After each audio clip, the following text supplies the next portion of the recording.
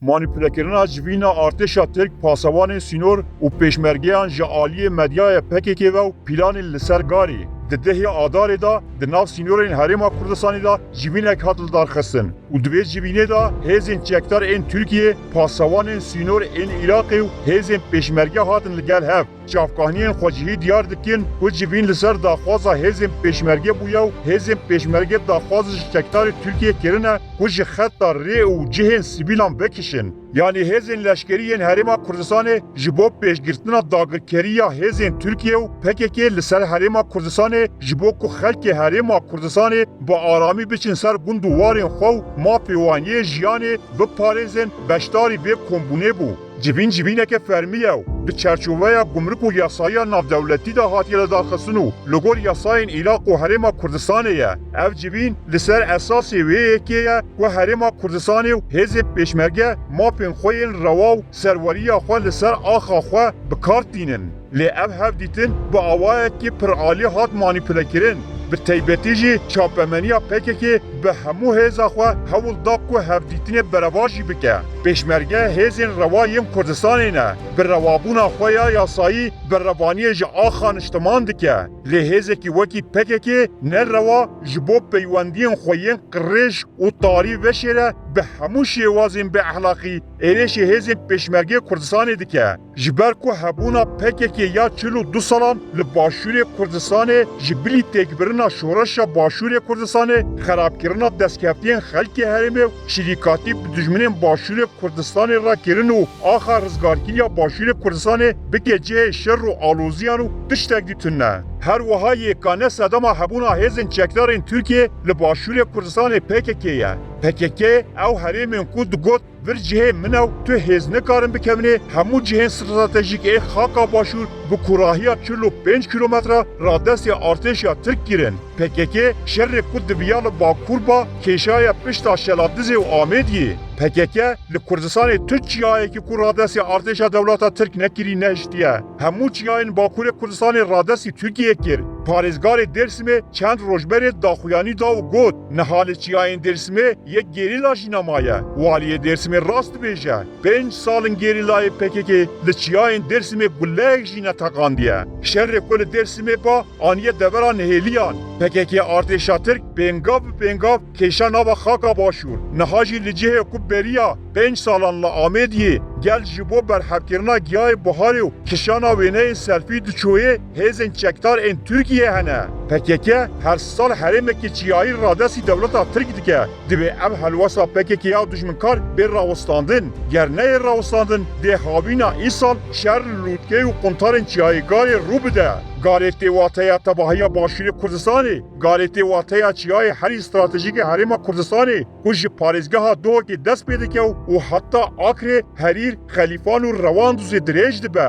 Ve guhasına şer agarê tê wê wateyê ku bajarok û gundên ji Şeladizê heta Akrê dînarte û gelek gund wê bibin qadên şer.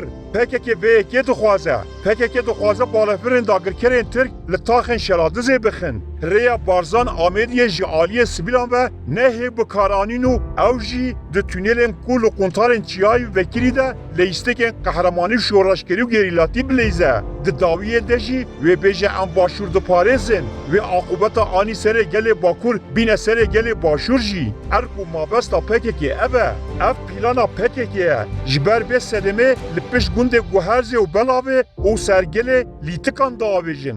Çalakiya li ser sora sîgerê jî bo kilîlka deriyê garê bidin artêşa Tirk kirin. Bi van çalakiyan ji artêşa Tirk ya dibêjin me li we xist û em darbazî garê dibin. Keremkirwerin wir jî ne tenê PKK dixwaze şer bikişîne quntarên çiyayê garê. Hêzên artêşa Tirk jî bi heman rengî û hin bêhtir dixwaze şer derbazî garê bike. Ew her du hêz wekî cêwekên siyamin û bê hebûna hevdû nikarin bijîn.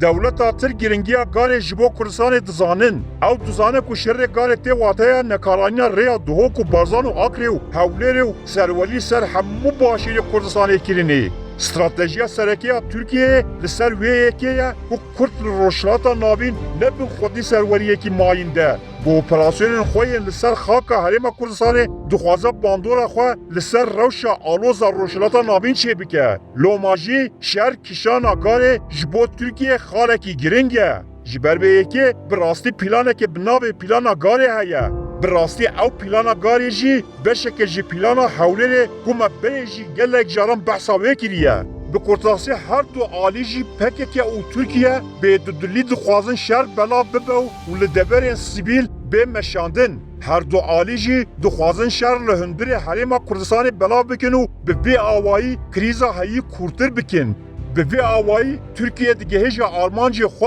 پک کشی رولا خویا کرگیر تو خواهیم پک دینه هزم پیشمرگه حول ددن ریل بر و پیلانا داگر کرنا گاره بگیرن حکومت حریم کردستان و پیشمرگه این و حول ددن حریم کردستان جشار دور بگیرن چاپمنیا پک که به مانیپولاسیون حول دده تیگه که مینا پیشمرگه و ارتش ترک به هورنه با آفرینه روشک وها به مسوگری تنه به ویت گهشتنه پکه به راستی جی دخوازه پیوندین د نامبرا بغدا و حوله دا آلوز بکیو ل عراق جه که جخورا چی بکه ل آلیه دجی حول دده خوبه شیره و لگوری آجنده ایران تفدگره هر وسا پکه دخوازه کربوکینا دجمن کردان بکشه سر حوله پیشمرگه کردستان و رباز بارزانی یا هری گرینجی اف گوتن پکه که ین درو مسئله یا کو دجمن کردان یر راستی کیه تبله هفت که و سیاست که کو داگرکریا عراق و ترکیه پاک دکه و کردان وکی دجمن هفت دست نشان دکه دکه